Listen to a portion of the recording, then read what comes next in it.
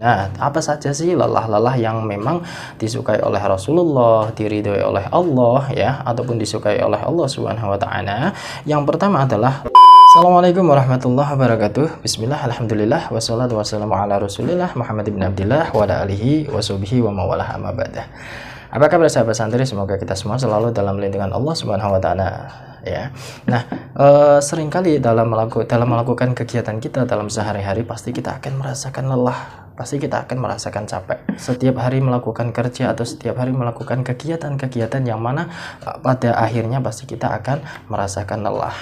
Nah, ada beberapa lelah yang memang dinilai sebuah ibadah ya, ataupun ada beberapa lelah-lelah itu yang memang disukai oleh Allah dan Rasulullah Shallallahu Alaihi Wasallam. Nah, apa saja sih lelah-lelah yang memang disukai oleh Rasulullah, diridhoi oleh Allah ya, ataupun disukai oleh Allah Subhanahu Wa Taala? Yang pertama adalah lelah dalam belajar ataupun menuntut ilmu. Bahkan ada sebuah hadis, thalabul ilmi fardhatun 'ala kulli muslimin wal muslimah ya. Jadi menuntut ilmu itu hukumnya wajib ya.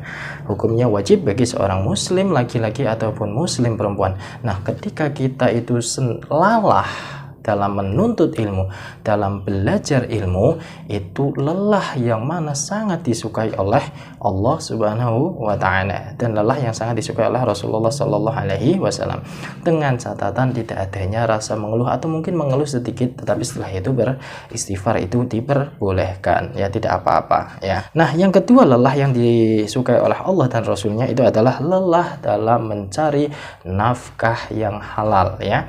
Dalam tanda kutip, seorang suami bekerja, keluar pagi, mungkin pulang sore, setelah itu pulangnya kelelahan. Nah, disitulah yang dinilai sebuah ibadah yang mana lelahnya itu sangat disukai oleh Allah dan juga Rasulnya.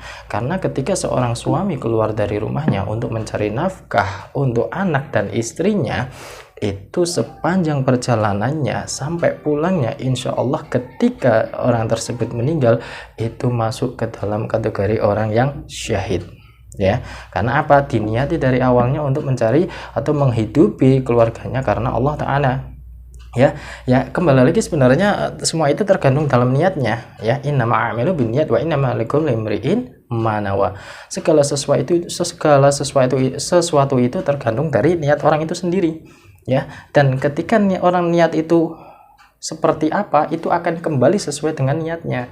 Jadi alangkah baiknya untuk para suami ya yang sedang mencari nafkah yang halal untuk keluarganya, diniatkan benar-benar ibadah kepada Allah Subhanahu wa taala ya. Jangan sampai ada niat-niat yang lain ya. Jadi ketika keluar rumah itu usahakan bismillah, niat ingsun luru nafkah untuk anak dan istri karena Allah Subhanahu wa taala. Nah, itulah lelah yang sangat disukai oleh Allah dan Rasulnya. Nah, yang selanjutnya, yang ketiga adalah lelah dalam beribadah dan beramal soleh ya. Semisalnya kita lelah dalam beribadah, sholat sudah 5 waktu dalam satu hari, ditambah sunnahnya, ditambah malamnya melakukan sholat sunnah witir, hajat ataupun tahajud ya. Itu lelah yang sangat disukai oleh Allah dan Rasulnya. Wajar lelah karena badan kita juga butuh istirahat, karena badan kita juga butuh energi lagi.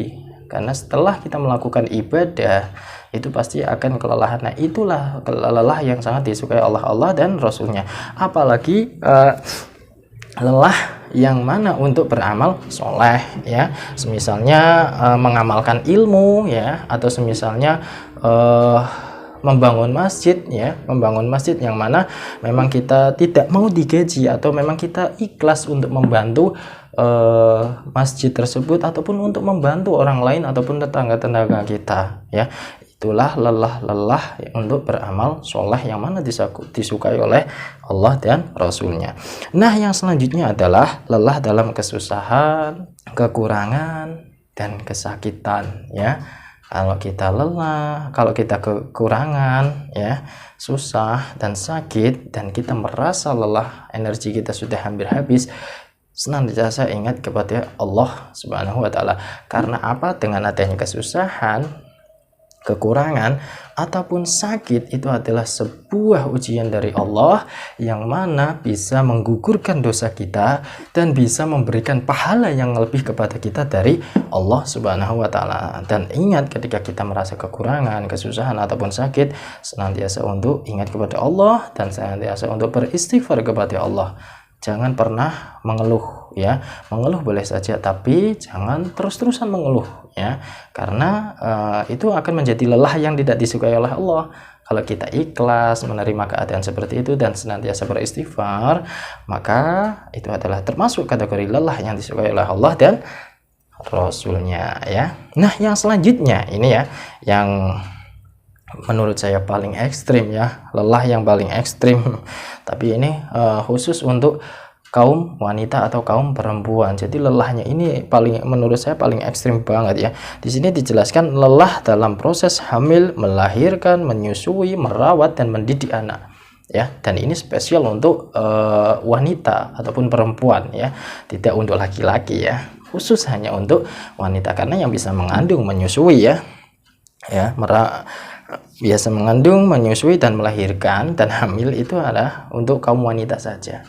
Nah, ketika wanita atau seorang istri ya lelah mendidik anak, lelah merawat anak ya, lelah mengandung selama 9 bulan, mau tidur susah, mau balik kanan ataupun balik kiri itu susah karena menahan yang ada di dalam perutnya atau bayinya itu ya selama 9 bulan. Nah, setelah melahirkan dan saat melahirkan pula itu juga menurut saya itu taruhannya nyawa ya.